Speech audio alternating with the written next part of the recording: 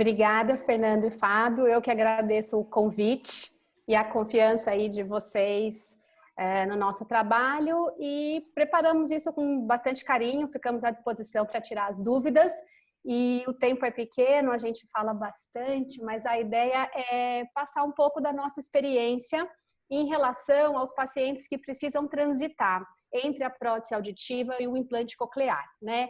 Então, a gente tem aqueles pacientes que adquirem uma surdez profunda de cara, né? Então, que tinham um pós-lingual e que de cara fica com uma surdez severa profunda. Então, ele vai mais rapidamente para um implante coclear. Ou a gente tem aquela criança, o bebê que nasce com uma perda profunda e ela também já, desde o diagnóstico dessa perda severa profunda, ela já faz um trabalho no sentido do encaminhamento para o implante coclear. Mas a gente tem aí um grupo de pacientes que tem uma perda progressiva, né? Uma perda inicialmente leve, moderada, e que são pacientes usuários de prótese auditiva, de aparelho de amplificação durante um bom tempo, pacientes muito bem adaptados com os seus aparelhos e que em algum momento isso começa a mudar e talvez a gente precise repensar as nossas escolhas. Então, a gente quis discutir um pouquinho isso, né? Justamente quando é a hora dessa mudança. Então, vamos trazer um pouquinho dessa nossa experiência. Vou compartilhar minha tela aqui, Fer, acho que está habilitado para o meu compartilhamento. Acho que ainda não está habilitado. Você pode... Você está sem som, Fer.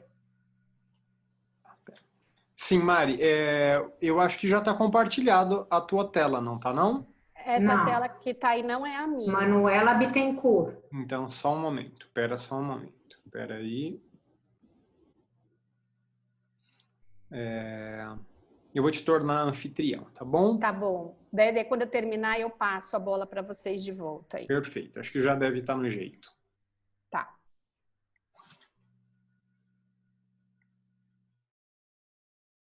Agora vocês estão vendo a minha tela? Sim. Certinho? O áudio tá bom também? Áudio.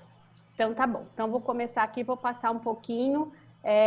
Se precisar, vocês podem me interromper ou vão anotando aí que a gente olha depois no final as perguntas no bate-papo, tá bom? Então, deixa eu minimizar aqui minha janela. Esse é o tema. Mari, tá? não esquece de pôr a legenda Verdade, porque algumas pessoas pediram acessibilidade. Então, eu estou colocando a legenda aqui do PowerPoint. Essa legenda é automática, tá, pessoal, do PowerPoint, então pode ser que ela não seja tão precisa, mas pelo menos a gente ajuda com um pouquinho de acessibilidade para quem precisa aí de uma força no áudio para poder acompanhar as aulas. Bom, então vamos lá. Aparelho auditivo, né? Quando indicar e quando mudar esse aparelho? Opa, pera lá. Primeira coisa, para a gente pensar quando é hora de ficar com o aparelho, quando é hora de mudar de aparelho, trocar de tecnologia, a gente precisa pensar em algumas questões. Então, primeira coisa, para quem serve essa tecnologia? Então, para quem o aparelho de amplificação sonora é indicado? Qual é o objetivo da amplificação? E esse eu acho que é um ponto fundamental para qualquer paciente com qualquer grau de perda que venha procurar uma reabilitação auditiva. Ele tem que saber desde o primeiro dia de consulta, né, desde o primeiro momento, que é o que a gente chama de aconselhamento, qual é o objetivo da amplificação, porque muitas vezes as expectativas são maiores do que o aparelho pode oferecer para o paciente naquela condição dele. Então, para que a gente adeque essa expectativa com a realidade, né, do que o aparelho pode fornecer para ele, ele precisa ter claramente qual é o objetivo da amplificação. E outra coisa que é muito importante que os pacientes saibam também desde o primeiro contato com a gente é quais os demais processos que podem interferir nesse resultado da amplificação, né? Porque a gente sabe que a audição, né, o processo de compreensão e de reconhecimento da fala, a discriminação de fala, que é o que tanto as pessoas almejam, elas não dependem só da entrada e da simples detecção do som. Ela depende dessa detecção e de uma série de processos de discriminação e decodificação acústica, de processamento central, de integração e associação de informações que são fundamentais. E isso envolve processos centrais, auditivos, cognitivos e linguísticos, né? E outro ponto que é fundamental para a gente avaliar o sucesso da nossa amplificação e pensar na nossa conduta, se essa amplificação está suficiente ou se eu preciso mudar essa tecnologia, é como eu verifico a minha prescrição e como eu avalio os resultados do meu aparelho auditivo. Então, para a gente pensar, né, quando é a hora de mudança de tecnologia, então, seja passar de um modelo de aparelho para um outro modelo, ou passar de um aparelho auditivo para uma outra tecnologia, por exemplo, o implante coclear, eu preciso estabelecer bem esses processos, né? Para quem essa tecnologia é indicada, qual é o objetivo da amplificação, quais os demais processos que podem interferir no resultado e como verificar essa prescrição, tá? Então, quem são formalmente os candidatos à amplificação? Então, segundo aí os guidelines das academias internacionais, a Academia Americana de Audiologia e a British Acoustic Society, é candidato à amplificação todo e qualquer indivíduo que tem um prejuízo permanente maior ou igual a 30 decibéis em qualquer frequência entre 500 e 4.000, tá? Então, isso por definição, qualquer indivíduo que tem um prejuízo maior do que 30 nessa faixa de frequência é um potencial candidato à amplificação. E aí a gente tem aqui nos guidelines, né, os níveis de evidência para cada grau, para cada tipo de perda, para cada uso de tecnologia, que nós não vamos discutir hoje aqui. Mas eu gosto muito desse outro critério, que é um critério bastante atual, do McCreary e da Elizabeth Walker, que eles falam que você precisa, é candidato à amplificação qualquer indivíduo que precisa melhorar a audibilidade para os sons de fala. Ou seja, aquele indivíduo que tem uma dificuldade de acesso aos sons de fala e que precisa melhorar, aumentar esse acesso do ponto de vista quantitativo, tá? No caso das crianças, né, existe muito essa discussão, uma perda leve, ou até mesmo para os adultos. Será que a gente já põe um aparelho agora, mas a perda é tão pequenininha, a perda é leve, é só em agudos, é só em uma orelha? A gente vai colocar esse aparelho, ele é candidato ao uso do aparelho ou eu devo esperar piorar a minha audição para ir procurar um aparelho auditivo? Então, um dos critérios que o McCreary e a Elizabeth Walker sugerem, principalmente pensando no caso de crianças, onde o desenvolvimento da linguagem é fundamental e a gente precisa dessa audição para que esse vocabulário, essa linguagem se estabeleça, né, sem déficit, é que a amplificação é indicada para toda criança que tenha um SII menor do que 80%. E a gente já vai ver aqui na aula o que é SII menor do que 80%, né? Que é o Speech Intelligibility Index, né? O índice de inteligibilidade, né, de acesso dessa criança à fala. Bom, em relação aos objetivos da amplificação, qual é a função de qualquer aparelho auditivo? Seja ele analógico, daqueles bem antigos, seja um aparelho digital, um aparelho top de linha, ele pode ter N algoritmos de engenharia, N redutores de ruído, microfone que faz pirueta em 360 graus aí, super inteligente, automático, mas basicamente a função de qualquer aparelho auditivo é dar audibilidade, é restaurar o acesso aos sons que ficaram inaudíveis por conta da perda auditiva. Então, o objetivo de qualquer aparelho é tornar aqueles sons que hoje são fracos ou inaudíveis para o paciente, torná-los audíveis, que os sons médios se tornem confortáveis e que sejam percebidos de forma clara, sem esforço, nítida, e que os sons fortes sejam percebidos de forma tolerável, né? Eu não quero achatar esses sons, eu quero que o paciente perceba o forte como forte, mas aquilo tem que ser tolerável para ele. Então, esse é o principal objetivo do aparelho auditivo. E pensando hoje na tecnologia digital que a gente utiliza, né, a gente sabe que os aparelhos, como é que eles funcionam? Eles estabelecem ganhos diferentes a partir do nível de som que entra. Então, para cada nível de entrada, eu vou ter um nível de saída, um ganho diferente.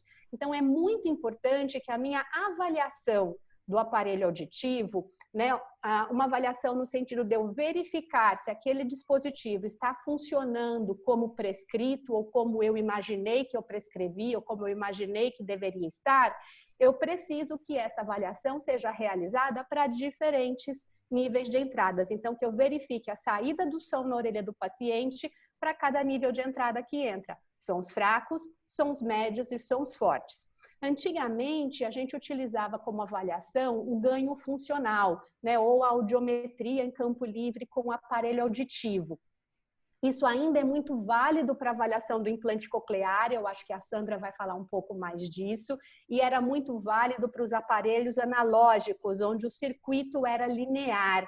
Essa avaliação ela perde muita sensibilidade com os nossos dispositivos digitais, por conta do circuito não linear que é utilizado hoje em dia. Então, esse ganho funcional, essa audiometria em campo livre com o aparelho, é uma avaliação que mais no sentido de validar o que está acontecendo, de orientar o paciente, mas ela não é tida hoje oficialmente pelas academias, pelos estudiosos, como um método de verificação prescritivo, né? E a gente vai ver aqui também na aula quais são os métodos ideais para a gente avaliar se aquele aparelho auditivo realmente está fazendo o efeito desejado na orelha do paciente ou ele está fazendo o efeito na sua totalidade, se ele está adaptado da melhor forma possível, tá?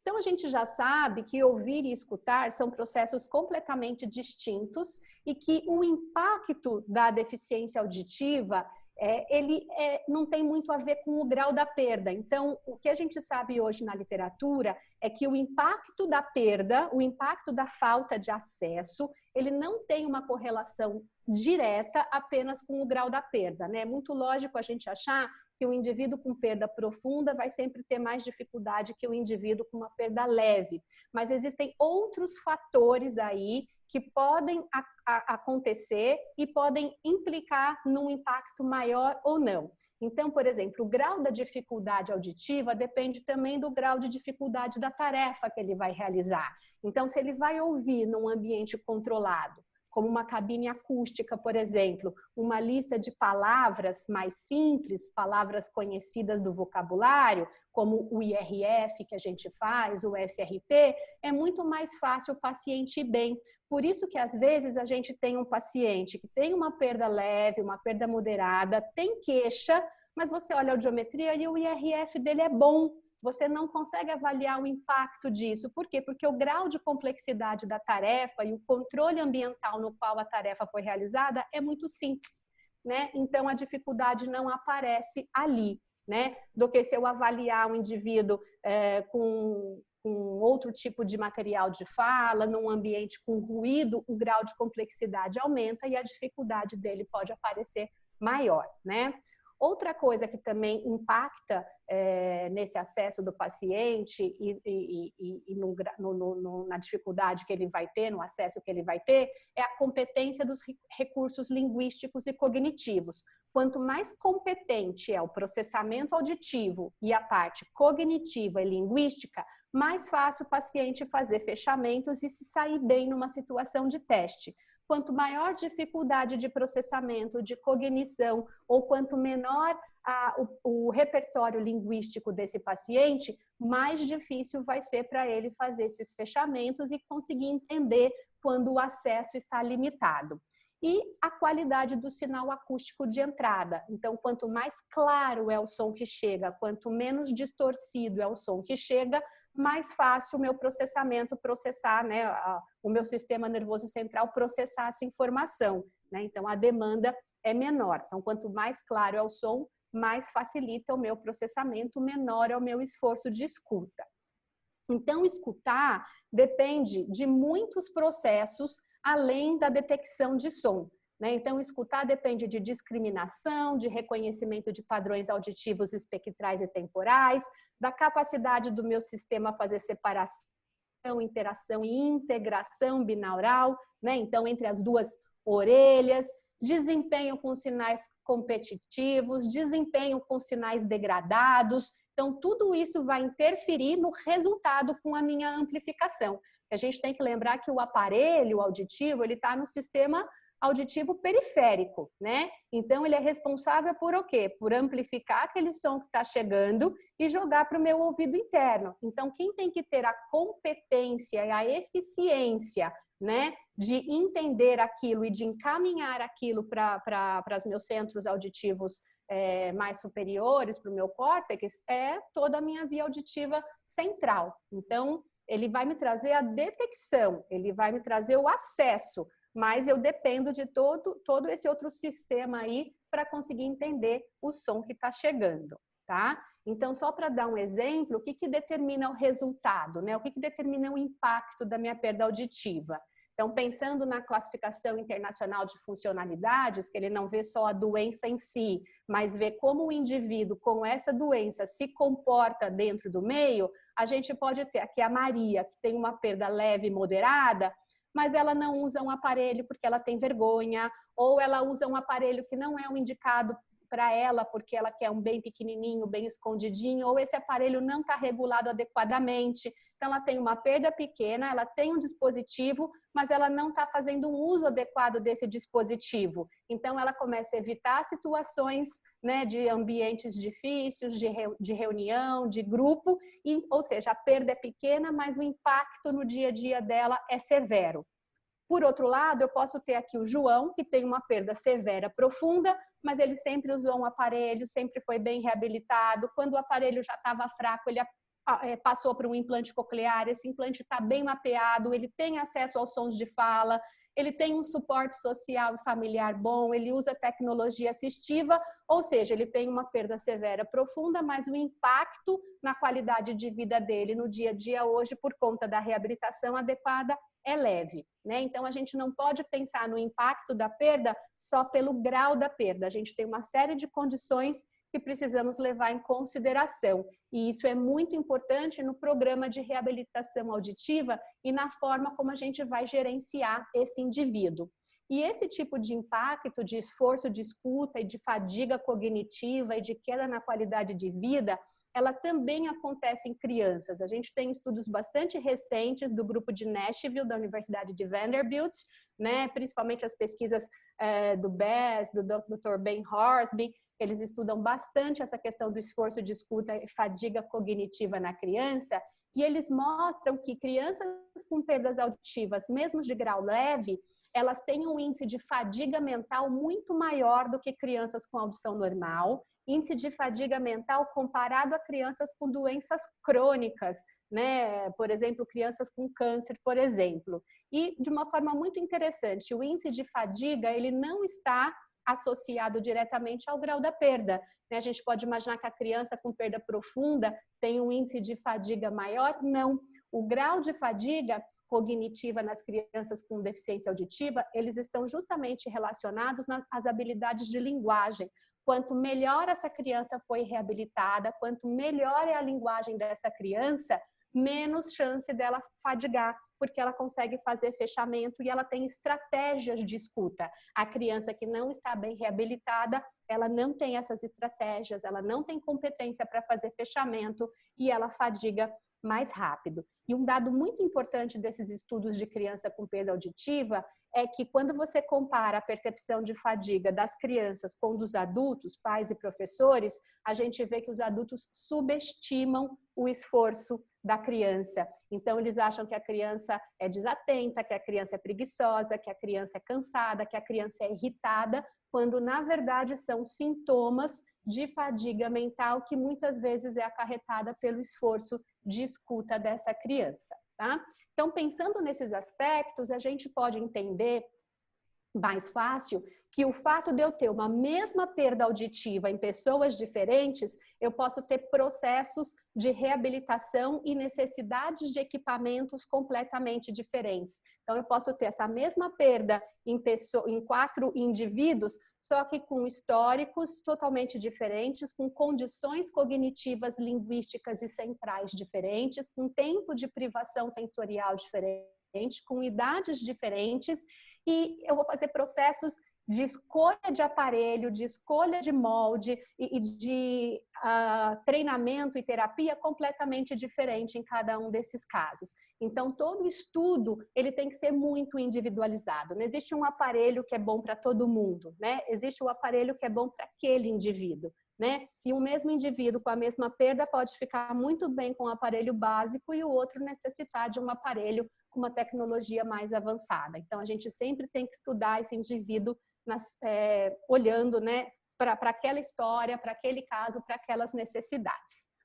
Bom, então a gente sabe que escutar vai muito além de detectar e de ouvir. Então a gente tem todos esses processos cognitivos, linguísticos e centrais que interferem na percepção de fala.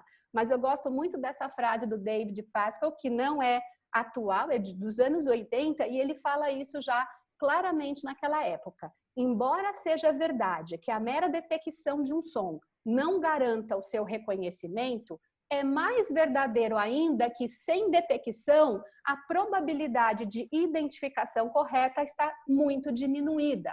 Ou seja, eu entendo a importância do processamento auditivo, a importância da discriminação central, da decodificação para o reconhecimento de fala, mas eu preciso da condição do processamento trabalhar. Se eu não tenho uma entrada de som suficiente, clara, precisa e adequada, o meu processamento fica com as pernas quebradas, né? Então, ele vai ter um material muito ruim para trabalhar e a chance daquilo não dar um resultado bom é muito grande. Então, antes de eu pensar em todo o problema de processamento, de discriminação, né? É muito comum a gente receber paciente no consultório, olha, eu já estou usando o aparelho faz tempo, não estou bem, estou tendo dificuldade, será que é hora de trocar por um implante ou será que é hora de trocar por um aparelho auditivo novo? Né? Isso é muito comum. Então, antes da gente pensar na troca por um aparelho novo, na troca por um implante ou até numa terapia de processamento, que é uma coisa que também tem chegado muito para a gente, né? Ah, já sou usuário faz tempo, não estou percebendo benefício. Será que eu posso fazer treinamento auditivo?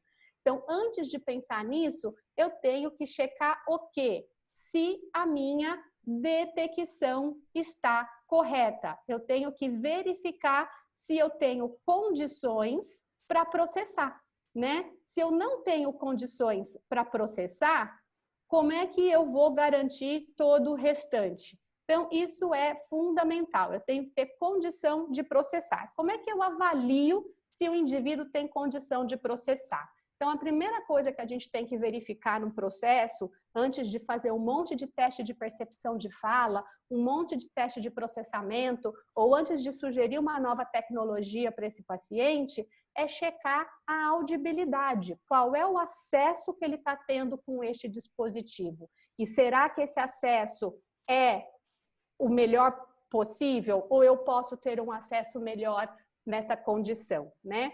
Então, desde a década de 90, o Dr. Gustav Miller, né, ele desenvolveu aqui com o Killian esse audiograma que se chama Count the Dots, onde cada uma dessas bolinhas aqui representa uma porcentagem do quanto aquela região espectral, né, é importante para a inteligibilidade de fala. Então, a gente vai ver que aqui eu tenho menos bolinha, aqui eu tenho menos bolinha, por quê? Porque eu tenho menos informação de peso para discriminação de fala nessas regiões de frequências. E aqui eu tenho bastante bolinha, né? Ou seja, os fonemas que são a chave para a minha discriminação, que me contribuem para a inteligibilidade de fala, eles estão concentrados nessa região. Então, o que eu posso imaginar a partir desse audiograma aqui? Se um indivíduo ele tem uma audiometria toda aqui em 40 dBs, ele tem condição de acessar essas bolinhas aqui dessa região, né? Então, a porcentagem de acesso dele é mais ou menos o número de bolinhas. Então, eu conto quantas bolinhas eu tenho aqui, então eu estimo que ele tem isso de acesso. Então, deixa eu ver aqui, ó. 1, 2, 3, 4, 5, 6, 7, 8, 9, 10, 11, 12, 13, 14, 15, 16, 17, 18, 19, 20, 21, 22, 23, 24, 25, 26, 27, 30 bolinhas. Então, eu imagino que um paciente fala, nossa, uma perdinha leve, uma perdinha só de 40, mas com uma perdinha só de 40, ele tem aí cerca de 30% de acesso. Todas as outras bolinhas aqui ele está perdendo, né, para sons de fraca intensidade. Então, é uma perda só de 40, mas o acesso dele fica bem comprometido se a gente pensar que eu gostaria que esse indivíduo conseguisse escutar todos esses fonemas sem fazer esforço, né? Sem precisar que eu amplifique. Então, pensa uma criança com uma perda de 40, que é muito comum, uma criança com otite secretora, né? Com efusão, otite média com efusão, né? A gente vê direto esse gap aéreo ali na região de 40, 45. Se é uma criança que está em fase de desenvolvimento de linguagem, olha quanto do acesso à fala de fraca intensidade que ela está perdendo, tá? Então, aqui mais um exemplo para vocês. Em alguns softwares de audiometria, a gente não precisa contar as bolinhas, ele estima esse número para a gente. Então, nessa perda aqui, né? Uma perda em rampa, que é bastante comum no nosso dia a dia. Você fala, ah, nem é uma perda tão grande. Mas olha o acesso estimado aos sons de fala, né? Se eu pensar que eu gostaria que esse indivíduo escutasse todos os sons sem esforço em fraca intensidade, ele está conseguindo fazer isso em 30% só, tá? Uma forma da gente avaliar mais precisamente esse impacto, e que a gente tem hoje equipamentos na clínica que funcionam e que a gente pode fazer essa avaliação de forma mais objetiva e que isso faz parte dos protocolos de boa prática de indicação de aparelho auditivo, né? É a gente avaliar esse audiograma, transformar esse audiograma que é em NA, nível de audição, né? Audiometria em nível de audição, em SPL, que é o nível de pressão sonora. Então, a gente chama de SPLogram. Então, você faz um cálculo, né? O equipamento faz isso para a gente, transforma isso, e aí eu consigo ver precisamente, ó, nessa audiometria aqui que o paciente tem, ó, eu consigo avaliar exatamente, ó, todos os fonemas que estão abaixo do nível de audição dele, ou seja, todos os sons que ele não acessa e aquilo que ele escuta. E é muito bacana porque quando você explica isso para o paciente, principalmente o paciente com perda leve para moderada, ele fala, não, mas eu não sou surdo, eu ouço, eu só não entendo, confundo algumas coisas. E aí você mostra, não, você ouve mesmo, ó, porque tudo que está aqui, você está ouvindo. O que está aqui é o que você está perdendo e aí por isso que faz essas confusões, né? Então a gente consegue orientar o paciente e eu consigo estimar o que ele tem de acesso, que é o que a gente chama, né? A gente olha pelo aquele número SII, que eu vou mostrar para vocês, e o quanto eu preciso mexer nesse sistema para que ele tenha esse acesso. Então, isso é o que o paciente escuta sem aparelho, ele perde tudo que está na área cinza. Com o aparelho, eu gostaria de fazer o quê? Jogar esses sons que estavam na área cinza aqui para essa área branca dele. A área branca é o campo de audibilidade dele, né? É o campo de audição dele. Então, eu quero jogar esses sons que estavam no cinza para o branco. Isso é meu objetivo com o aparelho auditivo. E aí eu preciso checar se o meu aparelho auditivo está fazendo isso. Porque se eu espero que ele faça isso, mas aí eu testo com o aparelho e a audição com o aparelho está aqui, ó, ou seja, ele continua sem escutar esses sons. E eu só vou saber isso verificando, né? Como é que eu verifico? Então, antes de qualquer coisa, antes de tomar qualquer atitude em relação, olha, esse aparelho não está bom, está na hora de trocar por um implante, trocar por outra tecnologia, ou fazer um treinamento auditivo, antes de dar esse tipo de aconselhamento, essas orientações, eu preciso ter certeza de como esse aparelho está funcionando, para saber que tipo de orientação eu vou dar. Então, a gente pode fazer isso, né? A gente tem os equipamentos de mensuração, os acopladores, e isso faz parte do protocolo, tá? Está lá nos guias de boas práticas em seleção e adaptação de aparelhos auditivos. Todo paciente que testa um aparelho deveria ter passado por um teste desse para ter certeza do que está adquirindo e do que está na orelha dele, do que ele pode ouvir, do que ele não pode ouvir e que ele vai ter que criar outras estratégias no seu dia a dia para melhorar a sua qualidade de vida. Então, a gente faz essas medidas na orelha do paciente, tem algumas criancinhas boazinhas que deixam a gente fazer na orelha. Quando a criancinha é muito pequena ou não colabora para que a gente faça essa medida na orelha dela, a gente pode usar aqui os acopladores e faz essa medida estimada nos acopladores. Mas a gente tem formas objetivas hoje de avaliar, então, se esse aparelho está cumprindo com o objetivo dele ou não, né? Então, aqui a gente vê, como eu falei, olha, para entradas de sons diferentes. Então, o roxo é para sons de fraca intensidade, né? Então, um som de 55 dB. E aí a gente avalia com um som de fala. A gente tem vários estímulos que a gente pode utilizar. Então, a gente tem o ISTS, que é um estímulo internacional utilizado, é uma combinação de fonemas de 6 línguas diferentes. A gente tem gravação com voz masculina em inglês, voz feminina em português.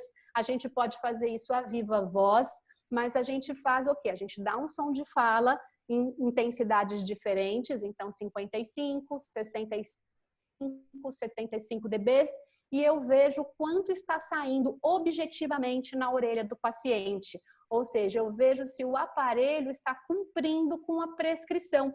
Porque o que os estudos mostram é que nem sempre o software das empresas acertam essa prescrição, né? Porque o software das empresas, eles têm lá várias regras, várias formas de cálculo, priorizando aí algumas coisas, às vezes conforto, às vezes feedback, eliminação de feedback, enfim. Então, o que os estudos mostram é que não são confiáveis e que a gente deve verificar objetivamente isso, tá? E aí a gente consegue saber. Então, nesse caso, por exemplo, olha, eu estou dando para esse indivíduo que tem uma perda aí leve para moderada, uma perda moderada aqui, ó, na faixa de 60, 55, eu consigo dar um acesso muito bom. Esse indivíduo está com acesso para um som de média intensidade, olha, de 84% aqui nessa orelha. Ou seja, esse aparelho está prescrito legal, os alvos estão atingindo, eu garanto que os sons estão chegando para ele, que ele está tendo audibilidade para sons fracos, médios e fortes, sem desconforto. Então, eu vendo isso, eu sei, bom, então esse indivíduo está tendo o acesso que ele precisa, o acesso dele está muito bom, o esforço aqui é mínimo. Se ele está com queixa, então será que é a parte dali do ouvido interno para frente que não está legal? O que está na parte central, linguística ou cognitiva acontecendo para um indivíduo que tem um bom acesso ao som não está desempenhando satisfatoriamente? Então eu sei que aqui não é caso, por exemplo, de eu trocar por um implante ou de eu trocar de repente por um aparelho novo. Talvez seja caso de eu investigar processos centrais que estejam atrapalhando essa discriminação e esse reconhecimento de fala, tá?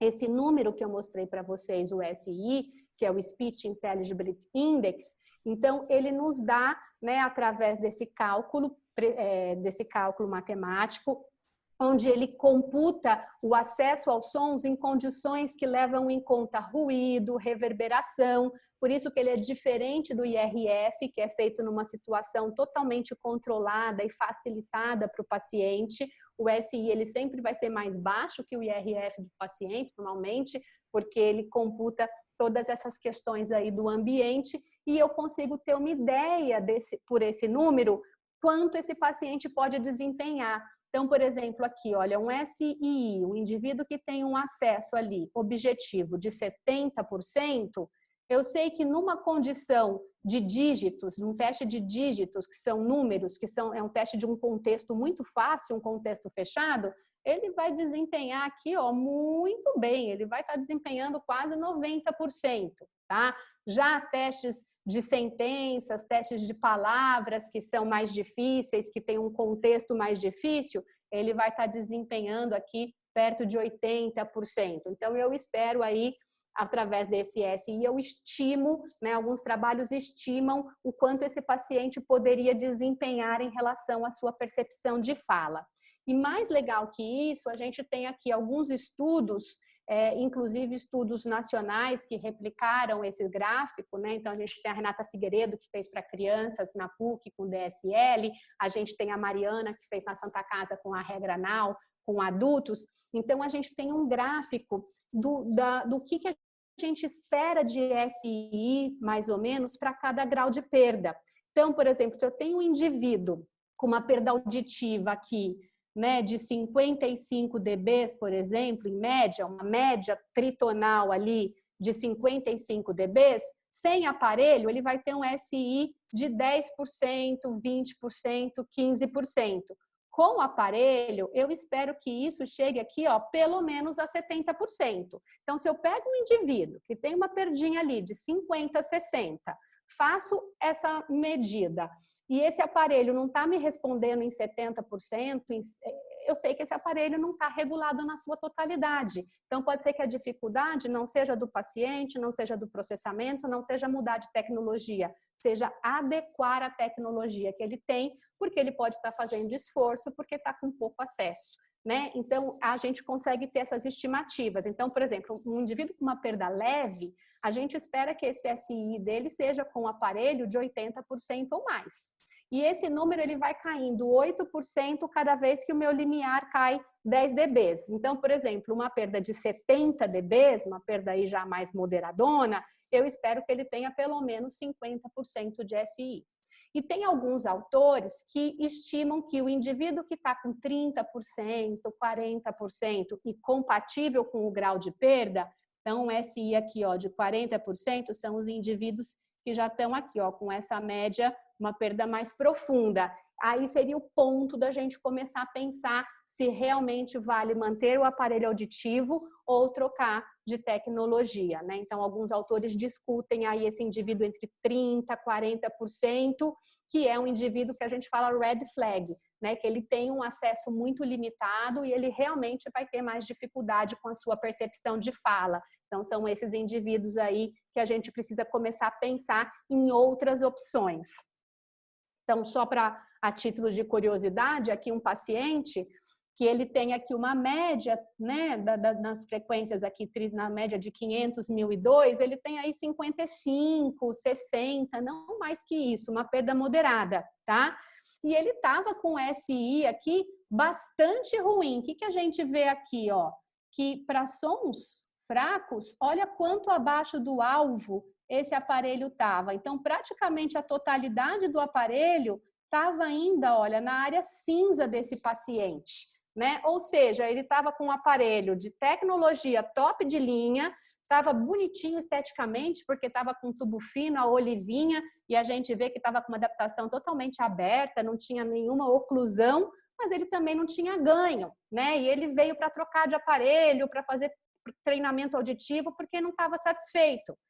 Quando, na verdade, a gente, sem trocar de aparelho, sem fazer treinamento auditivo, a gente regulou esse aparelho, obviamente trocou aquela olivinha por um micromolde, ocluiu um pouco mais essa orelha e a gente conseguiu, ó, chegar com as curvas dele no alvo, né? Então, a gente conseguiu aumentar o acesso de fala e o SI dele, que estava aqui, ó, em torno de 21% e 48%, passou aqui, ó, para 68%, 73%.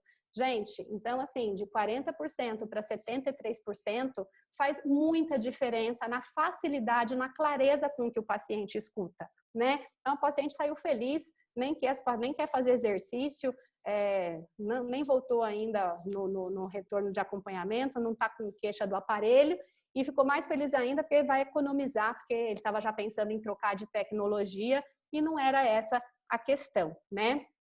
E esses testes, fazer essas avaliações, eles não ajudam só a gente ver se está no alvo, se a prescrição está correta. Então, ele ajuda a gente a estabelecer vários parâmetros aí da regulagem e do tratamento do paciente. Então, essa é uma criança de 6 anos que ela chegou na clínica de fono porque ela estava com distorções do som. Ela não falava direito o S, o Z, os sons fricativos, ela tinha uma distorção na fala. Mas era uma menina que tinha desenvolvido bem a linguagem. Quando a gente fez a áudio dessa criança, ela tinha esse padrão de audiometria, né? Uma perda em rampa bastante acentuada. E, obviamente, ela tem um decréscimo aqui da percepção, principalmente dos sons aqui de 2000 para frente, né? Os sons agudos, que era exatamente onde ela tinha essa dificuldade de fala. Então, para que esses testes nos ajudam? Então, eles nos ajudam a verificar se o aparelho está respondendo como eu imaginei, como eu quis prescrever, mas ele pode me ajudar, por exemplo, a comparar modelos diferentes, ó. Com qual desses 2 aparelhos ela vai ficar melhor? Então, consigo observar respostas de marcas e modelos diferentes. Eu consigo verificar se ela está tendo conforto nas frequências baixas, porque ela tem uma boa audição. Então, também não quero ocluir muito aquilo, não quero amplificar muito aquilo, porque senão ela vai ter uma distorção dos sons que ela ouve bem, que eu não quero que ela tenha distorção, né? Gestor de feedback me ajuda a verificar se eu preciso acionar algum algoritmo de compressão de frequência, como é que está essa audibilidade para os sons agudos, né? Então, o que a gente vê? Praticamente vai ser muito difícil a gente achar um aparelho que dê esse ganho nessa região extremamente aguda quando eu tenho uma perda aqui muito grande, que está já beirando 90, 100 dBs. né? Então, e agora, né? Eu queria justamente ajudar ela com o S, com o X, com o Z, mas o aparelho não dá ganho aí. O que eu posso pensar? Então, eu posso ativar os circuitos de compressão, transposição de frequência, posso, através desse equipamento, avaliar se o aparelho dela consegue fazer com que ela discrimine as diferenças do sh, porque não adianta também ficar amplificando tudo e os dois sons se tornarem iguais. Ela vai ouvir, mas não vai discriminar um do outro. Então, eu consigo fazer testes onde eu consigo verificar se eu posso dar essa separação acústica, né? Essa separação para ela. Então, é bastante interessante. Então, esse aí é o sh e o sh, né? A gente consegue avaliar e verificar se ela tem respostas, se o aparelho responde diferente para o som do s e para o som do sh, tá? Então, a primeira coisa que a gente precisa entender quando a gente fala de aparelho auditivo e se é hora de trocar esse aparelho, seja por qualquer coisa, é que a adaptação de aparelhos hoje ela deve ser baseada em protocolos de boas práticas. Isso significa que todo paciente deveria fazer esse tipo de teste e ele deve passar por um programa de aconselhamento, verificação e validação. Então, ele não pode chegar só... Nós estamos em 2020. Então, não dá para a gente testar aparelho achando, né? Do tipo, coloca o aparelho, regula e fala, ficou bom. Você quer mais alto ou você quer mais baixo? Tá muito fino? Aí você fala, tá muito grosso? Daí você já começa a confundir o paciente. Você fala, tá muito fino? Ele fala, tá, abaixa, abaixa. Daí, não, aumenta. E aí começa a ficar aquela conversa de maluco, né? Nós estamos em 2020, na era da tecnologia. Então, não dá para a gente regular aparelho auditivo pedindo para o paciente dizer se ficou bom. Né? Até porque o paciente que tem perda, ele perde o parâmetro, principalmente se o tempo de privação dele é muito grande. Ele vai pôr qualquer coisa, você vai dar agudo para ele, ele vai achar que ficou horrível, porque ele já perdeu até a memória auditiva para aquilo, ele já nem lembra, ele vai sentir que aquilo é ruído, ele está com dificuldade de discriminar. Então, ele já não tem um parâmetro confiável, o processamento dele já não é confiável para ele te dizer se ficou bom ou se não ficou bom, se quer mais alto ou se quer mais fraco. Óbvio que é importante a gente sair com um aparelho confortável, que o paciente consiga usar no dia a dia. Sim, isso é importante, mas a gente tem que ter dados objetivos também, tá? E isso está lá escrito em todos os guidelines, isso é colocado pela Academia Brasileira de Audiologia também. Então, são boas práticas na seleção de aparelho auditivo, isso deve fazer parte da rotina fonoaudiológica na adaptação e na avaliação do usuário de prótese, tá? E aí eu vou dar um parênteses para atenção especial em casos de bebês e crianças, né? Aí, Fernando, já fica a dica para você e para o Fábio, de repente a gente fala com a Gesiela, que dá aula maravilhosa disso, e fazer uma aula só sobre adaptação em bebê e criança, que eu acho que é um universo à parte, principalmente agora com as novas diretrizes do Joint Committee de diagnóstico, né, de botar aparelho com 3 meses, o diagnóstico mais precocemente possível. Então, a gente precisa tomar muito, muito, muito, muito cuidado com essas adaptações em bebê e criança. Então, se para o adulto não dá para a gente ficar perguntando, ficou bom, quer mais grosso, quer mais fino, quer mais forte, quer mais fraco, o que dirá de um bebê, de uma criança pequena? Então, se a gente não tiver parâmetros objetivos e um diagnóstico muito bem feito, não dá para adaptar uma criança com segurança, né? Então, a gente precisa, olha, fazer um molde bonitinho, gente, que encaixe. Essa criança está de molde aqui nessa orelha, olha. Você não está vendo nenhum borrachão para fora, você não está vendo essa coisa estufada na orelha dela. Então, você tem que ter um protético aí maravilhoso para, né, para fazer esses moldes para você, porque molde de criança não é qualquer um que faz. A gente tem que fazer a audiometria desses bebezinhos comportamental, sempre com o fone de inserção inserido no molde, fazer tudo bonitinho.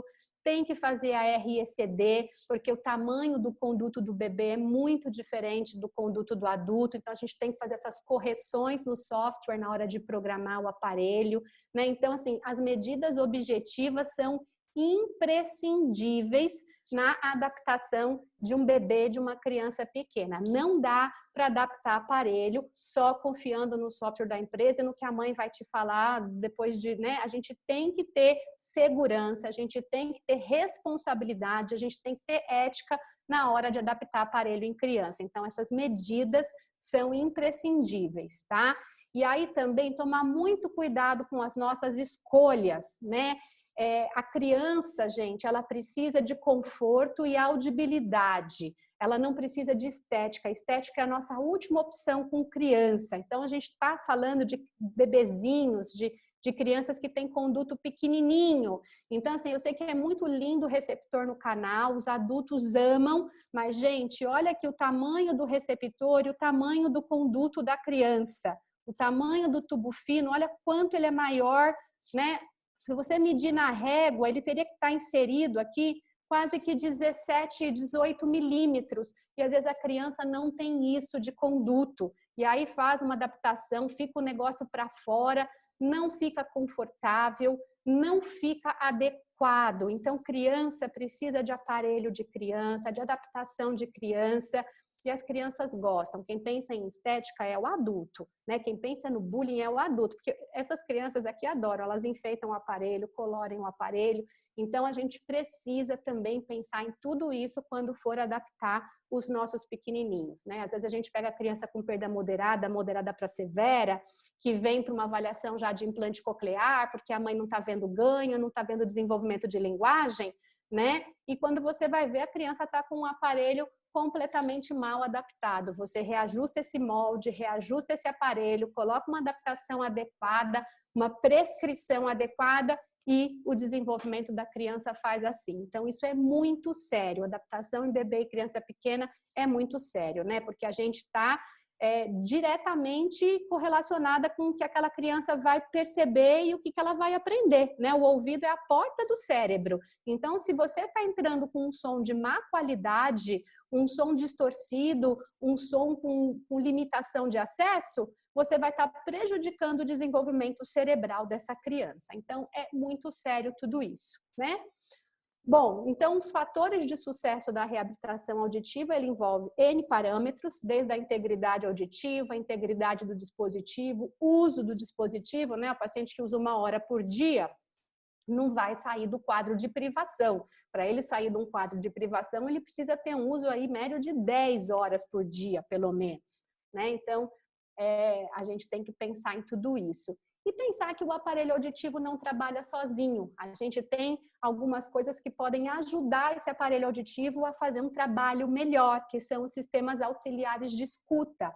E esses sistemas auxiliares de escuta são os sistemas de microfone digitais, os sistemas chamado Rogers, chamado sistema FM, e eles podem ser utilizados tanto nos aparelhos auditivos quanto nos implantes cocleares e ajudam a melhorar o acesso ao som e dar mais clareza à informação. Então, assim, hoje eles são indicados de rotina pela Academia Internacional, né? Mesmo para os graus de perda menor, grau de perda moderado e principalmente para quem tem perdas maiores, né? Porque eles ajudam muito, principalmente nas situações aí de distância ou de ruído de fundo, tá?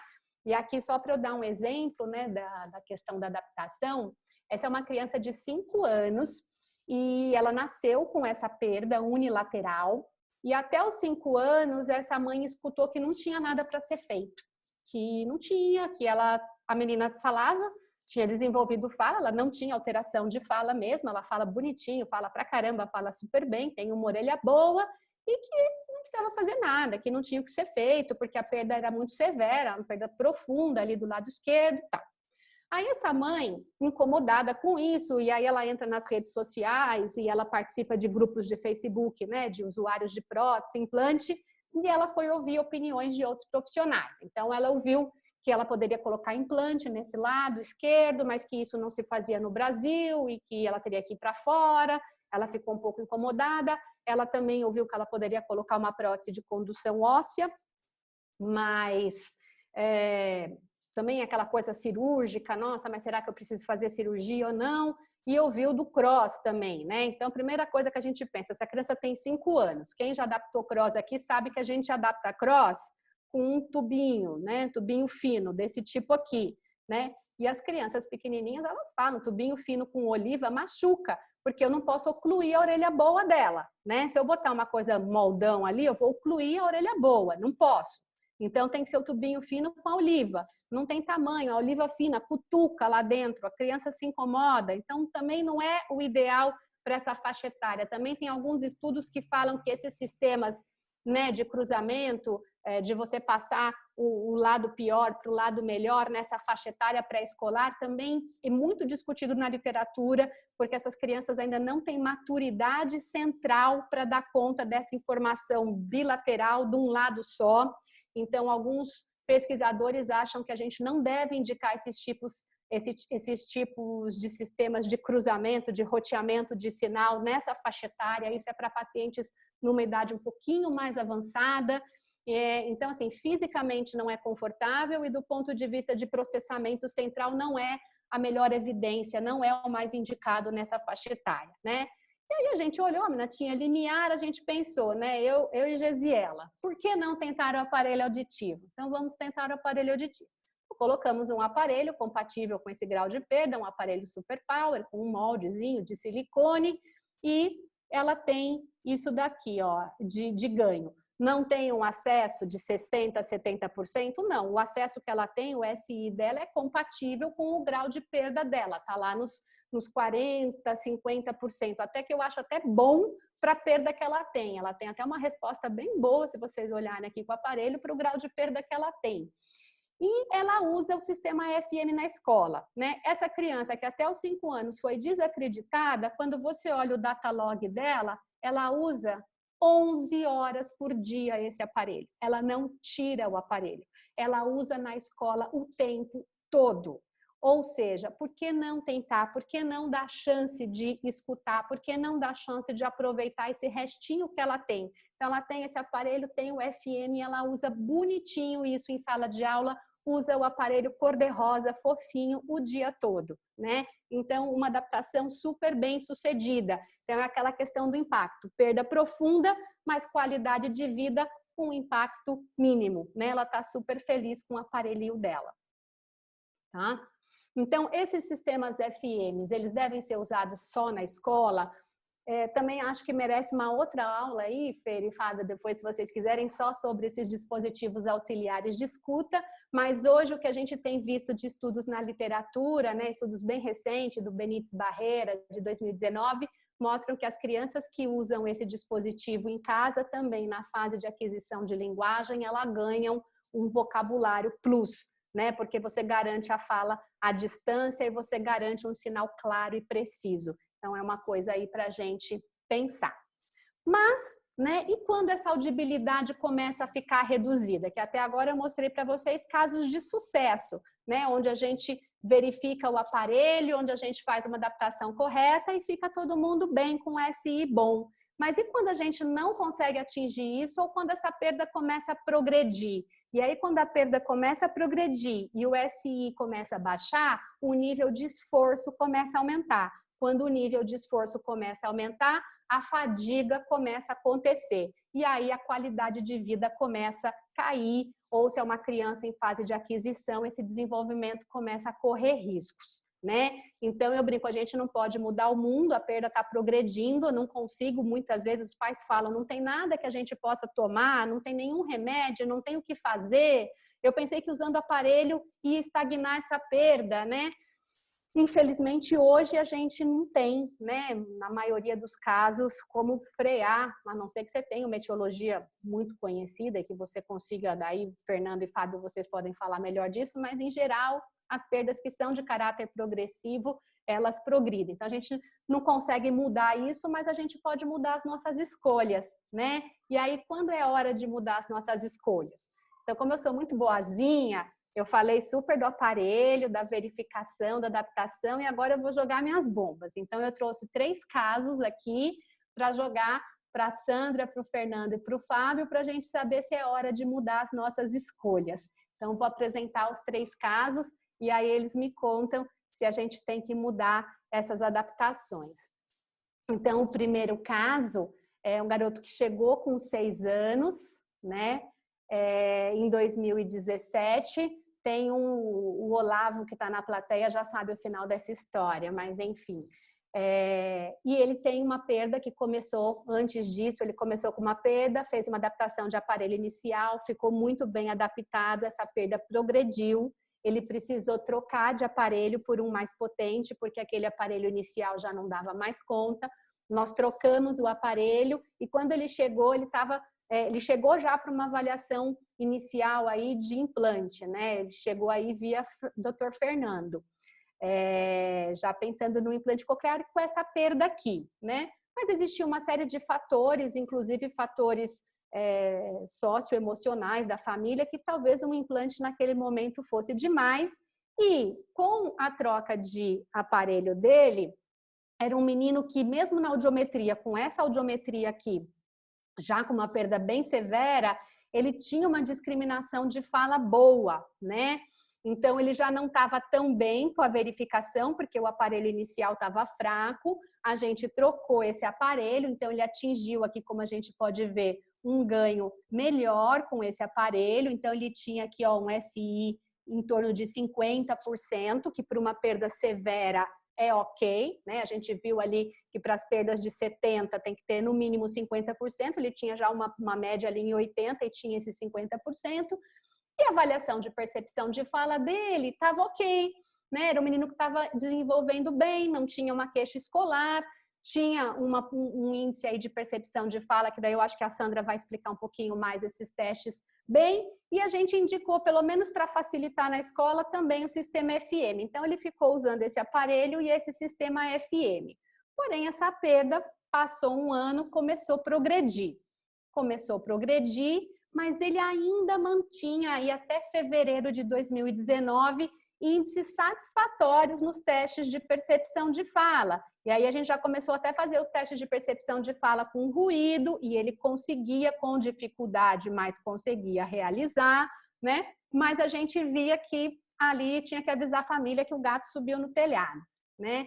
Em maio de 2019 ele teve uma outra queda e aí o impacto na percepção de fala foi maior, né? Então aquelas avaliações que ele tinha 70%, 80%, ele já não conseguia mais ter esse desempenho.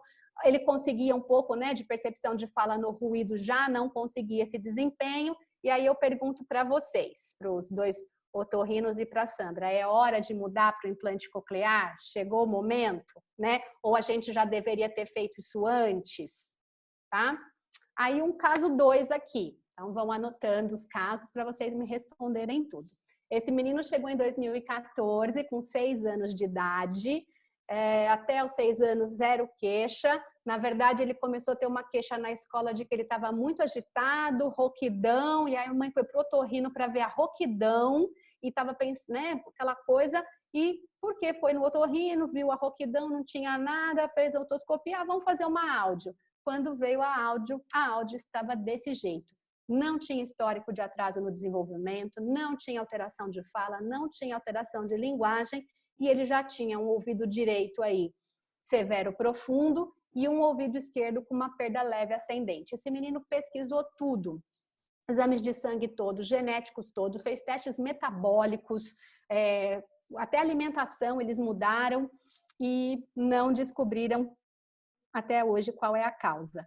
O fato é que ele foi adaptado a um primeiro aparelho, ele tinha aqui, olha, 90% de SI, ou seja, excelente, mas o que aconteceu aí? Hoje ele tem 11 anos, 2014 a 2019, ele está com 11 anos e essa perda do ouvido esquerdo, que é praticamente o ouvido único dele, começou a progredir. Então aqui em cinza a gente tem, né, 2014, aqui a gente tem 2016, 2018 e hoje ela tá desse jeito. Então, aquele SI dele, que era de 90% para melhor orelha, hoje está em 63%. Ainda está ok, mas está caindo. Hoje ele está com essa audiometria aqui. E ele tem aquela orelha direita, que tem uma perda que a gente não sabe de quando é, porque quando foi diagnosticado, aquela orelha direita já era ruim, né? Então, a gente não sabe se ela nasceu daquele jeito e ele foi perdendo a esquerda, ou se ele perdeu em algum momento da infância dele aquela direita e ela já ouviu alguma vez na vida, mas quando a gente diagnosticou, ela já estava severa profunda, a gente não tem esse dado, né? Se essa é uma orelha congênita ou foi progressiva também. nada de diagnóstico, já fez todos os exames de imagem, de sangue, genético, ele tem um aproveitamento, a gente adaptou o aparelho do lado direito, né, naquela esperança de passar alguma coisinha, de não deixar em privação, mas ele realmente não usa, ele não gosta do aparelho do lado direito, ele usa o do esquerdo full time, sente super falta, se quebra, a gente precisa ter um aparelho de empréstimo para ele usa o sistema de microfone, ele usa um sistema Roger, no caso, né, full time, e aí? O que a gente faz? Espera cair mais esse esquerdo para implantar esse esquerdo, implanta esse direito, a família ainda não está muito...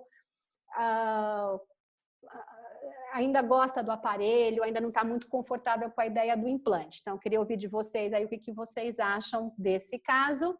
E, por último, esses adultos que aparecem lá no consultório, né?